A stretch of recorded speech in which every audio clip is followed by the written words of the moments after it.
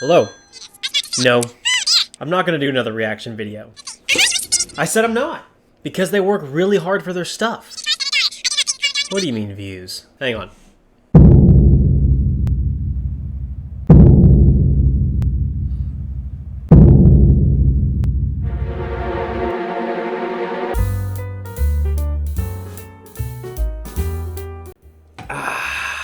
Okay, let's get into it. Also, just a heads up, I've played a lot of Pokemon growing up, but I'm not an expert at it. Wanted to give you that heads up. Also, by the way, if you like the content, if it made you laugh or whatever, please be sure to give it a like and subscribe. This stuff takes a while to make, and anything that helps, helps. Okay.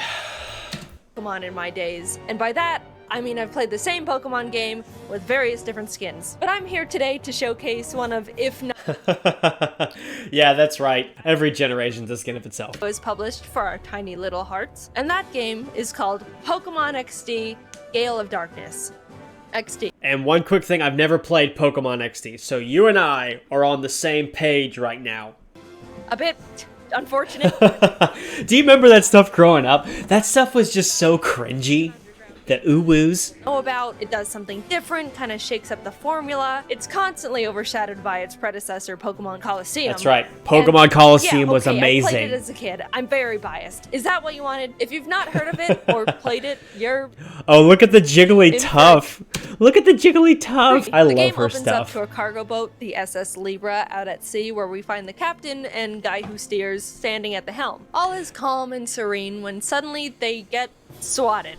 And it's not GameCube graphics just hold up so well. No, sir. This is a Lugia SWAT. They run out to see what's going on, and the captain looks up and makes this face as if he wants to kiss Lugia passionately on the lips. But Lugia's not here for kisses. He's here for the opposite of kisses, which is crime. He hyper beams... Lugia's here for the opposite of kisses, which is crime. The cargo ship and then steals it. You heard me right, just blasts the thing point blank and takes it away. Lugia's ship now. The presumably only... This Lugia's ship now. ...fall into the water. Oh my god, the MS Paint animation. Well, that was a bit raw. What are we, a minute in and 2 people are dead? Welcome to the real world. Could never. Hard cut to me because that's more important. You play as this boy kid named Michael, but actually his name is Jaiden now because that's me. The game throws you into the middle of this intense looking fight between a South... Gosh, GameCube stuff holds up so well. You just remember growing up and you first got into Coliseum and you're like, wow, what would my 2D Pokemon look like in 3D? Graphics hold up good. What the stakes are, who I am, but this battle seems really important and tough, so I'm gonna give it my all and immediately OHKO it. I did it! Screen goes black. I open my eyes, everything's blurry. Wake up, Jaiden, you've been in a coma for 15 years. Turns out I live in a friendly laboratory run by this Professor Crane and his lab guys. I get up and the guy running the battle simulation tells me how good of a battler I've become. Oh, thanks, man. Then he... Oh, the Eevee? Where did that come from? I go out and get myself more Pokemon besides my one lame Eevee. Okay, Eevees aren't lame. Backhanded compliment at a child, but I'll take it, I think. I go into Crane's office where him and my mom are talking, and he says he heard from the battle coach that my battling skills have improved dramatically, and how proud he is of me. To which my own mom tells him to stop giving me compliments and praise because I'm gonna end up spoiled rotten. I don't know what kind of a response that is to a child receiving praise. Either I'm already That's how you grow up tough. Oh my gosh, the chin. Emotionally neglected by everyone in this building. Whatever it is, I don't think it's healthy for my mental development. To make this mother look even worse, we realize her only other child, Jovi, is missing and no one is looking for her. The world is only filled with overpowered wild rabbit animals and crazy people. No, I'm sure it's... What a great parent, you know, brushing the nails.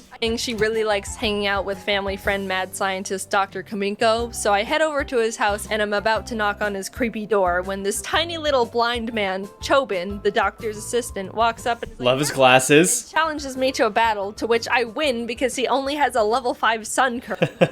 It's in the Eevee's mouth. Brother, it's Jovi. Did you get lost, big brother? Silly big brother, Jovi will guide you back home.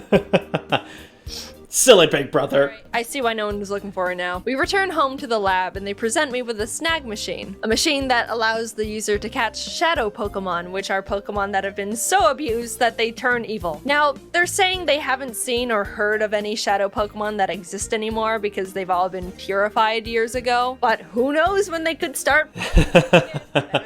Who knows? Organization called Sapphire bust into the lab, beat everyone up, steal Professor Crane, show Just the shoulder press. Yeah! off their Shadow Pokémon, and run off to their secret base to never be seen again. Well, I'll be. The lab is in shambles, not knowing what to do, but then The kid's on the ground. their purification chamber in his honor because Shadow Pokémon are back and they want to do something about it. They send me off to this seaside town, Gadionport, to retrieve a machine part they need, and Jovi pesters our mom to come with because Jovi doesn't think I can handle going out on my own, and Jovi... The animations. Not only does this little snot talk in the third person for no reason, maybe our mom didn't care enough to get us any education, perhaps she The picture hanging on the tape. compliment, heaven forbid, but she's also the most annoying character I've ever witnessed in any media, and I've watched an episode of My Hero Academia with a grape kid in it. We go to Gadionport, and not 2 seconds pass until Jovi pisses off this random guy, Zook, who happens to be the buffest man in the world. He's about to punt her, and I'm about to do nothing about it. Just squeezing it like a stress toy. Henchmen step in and obliterate his Shadow Zangoose. Old man, I was about to be free of everything that is bad in my life, and you took that away from me. We get the And you took it away from me. spot in Agate Village called the Relic Stone where you can naturally purify Pokemon. I don't know why you're making your own purifying chamber then when there's a rock that already does that. I go to Agate and this very enthusiastic man with a Pikachu shows me the stone and I'm like, cool. To which he's like, Isn't there some theory about that character? Like he's from another game? I don't know. I don't feel like doing the research. by the way, my friend Vander might know where Cypher took Crane. Oh, okay. I go talk to Vander and he points to this random spot in the desert on my map and is like, oh, they're right here. I saw them. What were you doing out there? That's literally just sand. Wow, would you look at that? A headquarters. Huh. I start infiltrating the base. You're just going for a walk in the middle of the desert? Oh, wow! Any Shadow Pokemon I find. Until I reach Pink Hatsune Miku, who's trying to get information out of Crane about purifying Shadow Pokemon. I battle her and win, which means I get to unkidnap him. And while heading out, I find The Microsoft Paint pickup. very important and like it has a lot of secret information about Cypher on it. Convenient. Crane returns to the lab and everyone's happy, and then they send me to Pyrite Town to find Net, a guy that should be able to crack the ROM and access all the information on it. So I head there and he's like, yeah, we can crack this. Smile. While he's hacking it, I go out and play around in a random cave and run into Mirror B. This guy doesn't do much in this game, honestly, but I just want to make sure you know he exists and listen to his music. Oh, his music is banging. Hey, Vaporeon. Not a bad pick. I go check on Ned again, and Cypher's busted in, beat everyone up, and kidnapped another person. Have you guys min-maxed how to kidnap people or something? You're 2 for 2 at this point, and are scarily efficient at it. They tried to Yeah, that's right. Normally the bad guys in the Pokemon games aren't all that good. situation the data ROM back, and even though I beat up this big man, The seal just does the body slam. out and gives the ROM back, and they're about to attack this city nearby called Fennec, and someone needs to go warn them. I guess I'm just As they all go look. across the desert and save everyone today, aren't I? I head to Fennec to warn the mayor about the attack, and as soon as I arrive, this lady hits me with a confetti cannon, congratulates me on being the millionth visitor to the city, and shoos me away to celebrate at Has that ever happened to y'all where you just kind of walk into like a mom and pop store and they just say, congratulations, you're number 1,000? Because I haven't and I always have. Real Gam Tower. I try to get around her because this is important, but she's determined to gatekeep me no matter what I do. So I just go there and realize she literally sent a child to illegally gamble his life away. Wow! No one in this region likes children, do they? After not being able to figure out how to play bingo, I head back, sneak into the mayor's house, distract his house sitter with music, and find out the mayor was trying to write a note to Frisbee Justy, toss. the city's gym leader, warning him about the Cypher attack. Everyone everyone in town reveals themselves to be disguised Cypher grunts. Oh my gosh, oh my God, the masks. They kidnapped the entire town. I don't care what kind of organization you're from. If you can successfully kidnap a village, you've earned my respect. I beat up Cypher, rescue their Shadow Pokemon, and free literally everyone in the town who is locked in the city basement. How are all these people just stumbling onto these shenanigans in the middle of the desert? And Welcome to a kid's game. That's what happens. why are they able to give the latitude, longitude of these locations after finding them? This has got to be like tens of miles out from any sort of civilization. This is where people run out of gas in their car and then shrivel up and die before anyone can find them. Why were you here? Wow. Yep. It's like that gas station on the side of the highway. It's never a place you plan to be. It's always a place where you end up. That's the cargo ship. How did you find this? All right, what is so enthralling about this She holds desert that the crime skull. and vigilante justice is constantly going on in every square inch of this place? Cypher's running around on the ship, and after I take their Shadow Pokemon and chase them out, this group of strangers calling themselves Team Snag'em walks up and roofies me. I wake up, realize they stole my snag machine. This random old man who just started living in the wrecked boat said he saw them head off in that direction and points to the middle of nowhere on my map again. You people are beyond me. Right here. I show up and wow, another headquarters for crime. I make my way to their head honcho, Gonzap, who's trying to put on my snag machine, but he's too big and muscular and adult, and since I am a child, it does not fit on his giant muscle arm. He pretty much gives up. The mansplaining. Oh my gosh, look at his eyebrows. Want to join Team Snag'em? I say yes, but he fights me anyway. And after I beat him, he's Yes, like, I want to join. Actually, let's fight. You can have your arm thing back. We're not enemies. Awesome. I find Cypher's Shadow Pokemon factory and walk up to the actual biggest men I've ever seen in the world. Look how buff they naive I are. was to think Zook was big. Foolish me. Anyway, they're about to beat me TF up when Gonzap shows up. How appropriate. They're about to beat me TF up. Into our newly blossoming friendship and roofies them for me.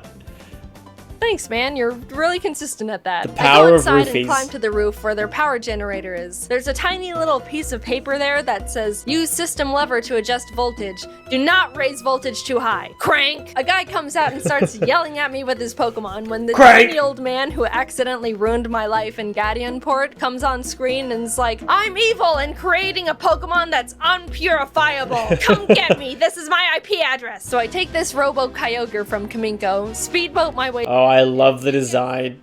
Fight everyone in the building/volcano. And they're all hiding in the bushes. After fighting an entire country's worth of people, I find him. His name's Greevil, by the way. And he's like, I'm surprised you made it this far. Ha ha ha ha. Well, I'm busy, don't bother me. And blocks me with a giant pane of glass. Honestly, out of all the fictional villains I've seen, this is surprisingly decent. He's just sitting there playing Switch. Behind the glass like a goldfish at PetSmart. So I just walk around and use the side door, which really sets him off. Greevil's like, you blew up our Shadow Pokemon factory, you got past my glass, that's it, I'm summoning The Dark Lugia comes in.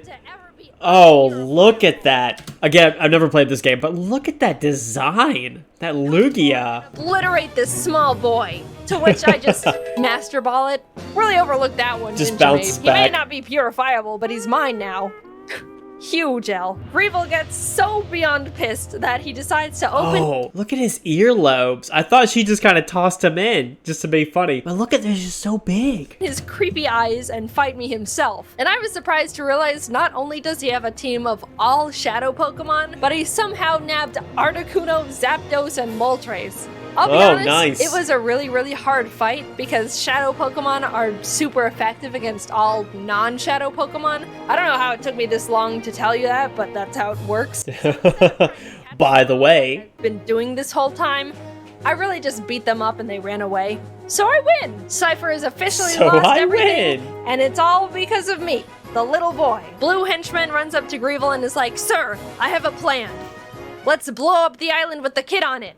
Which is like, oh my god. And then Red Henchman is like, let's nuke it. Man, Dad, let's go home. Yeah, they pulled the I'm your father/son twist on us, but it has very little effect on me because I do not Her care blinks. about evil. Anyway, they decide to not blow up the island with me on it and stop being evil, I think. I'm like 60% sure. And then happy ending, I just go home. So what do you think? For some reason, I really liked the game as a kid. I never actually beat it because I didn't know how to get past the gatekeeping woman in Fennec. Glad I... That's so true. When you're a little kid playing something, you just get so confused. Why, game? Why are you doing this to me? Figured it out this time. I also wanted to mention how lively the animations are in this game. Sure, That's some true. of the Pokemon look I mean, it holds up really well, honestly. that bend forward, but they're all just so expressive and show so much care and personality. It made me pretty sad. And that the soundtrack. current games don't show this much passion, but I guess that's just what makes these games more cherishable. Anyway, the game was fun and weird. I liked it. See ya. Thank you so much for watching. If you haven't yet, please subscribe, and I'll see you next time. All right, thanks. Bye.